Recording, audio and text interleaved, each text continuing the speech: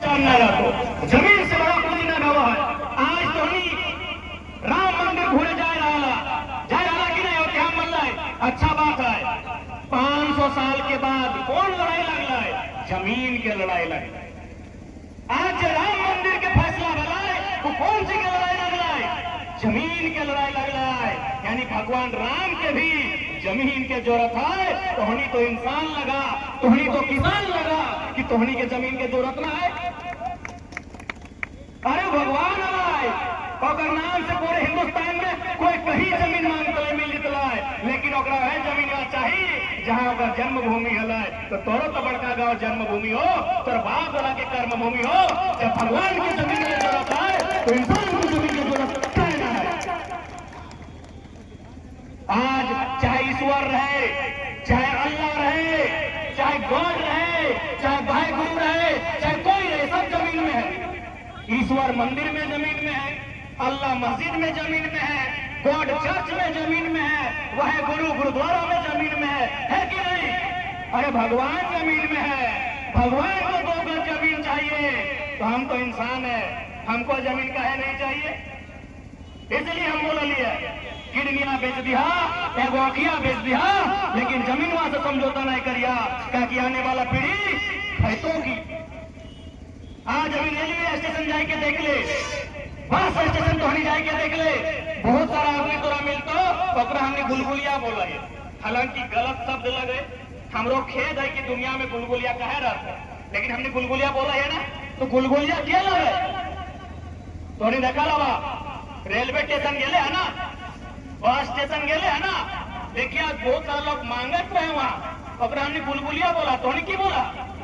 हाँ, हमने धनबाद में गुलगुलिया बोला है। तो क्यों गुलगुलिया के घर द्वार ना हले, कि ओकर जमी बाड़ी ना हले, कि ओकर खेत खलियान ना हले की हले, ओकर भी जमीन हले, ओकर भी खेत खलिहान हले, ओकर भी गांव हले, ओकर भी परिवार हले, लेकिन शायद ओकर गांव खत्म हो गए, शायद ओकर जमीन खत्म हो गए।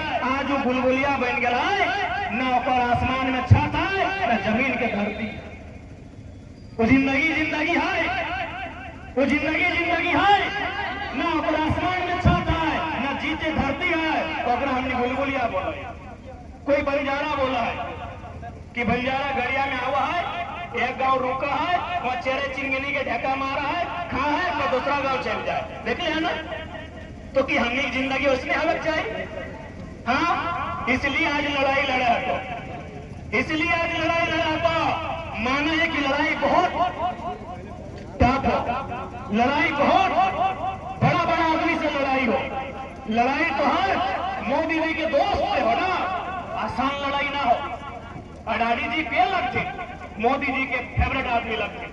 मोदी जी रूस से नाता तोड़ देते, मोदी जी ईरान से नाता तोड़ देते, लेकिन अडानी जी खातिर अमेरिका के द्वार लगे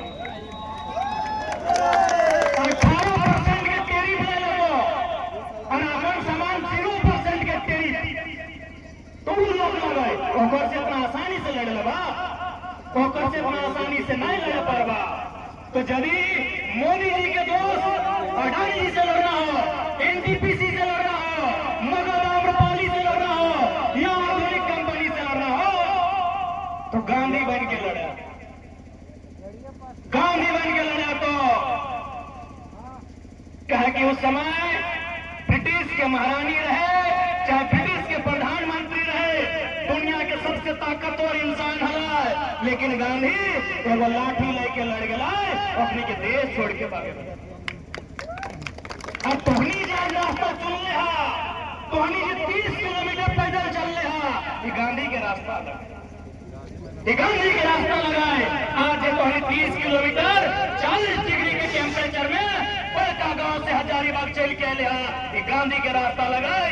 और बिल्कुल अगर ये देश गांधी का है, क्योंकि बगल में डिप्टी कमिश्नर का ऑफिस है, सब बैठे होंगे, अगर बैठे होंगे तो शायद उनके कार्यालय में गांधी की तस्वीर होगी। यदि ये गांधी का देश है डीसी महोदय, यदि देश गांधी के विचारों का है, यदि आप गांधी को मानते हैं, यदि भारत गांधी को मानता है, तो बड़का गांव के किसानों को इंसाफ मिलना चाहिए, नहीं तो ये देश कहेगा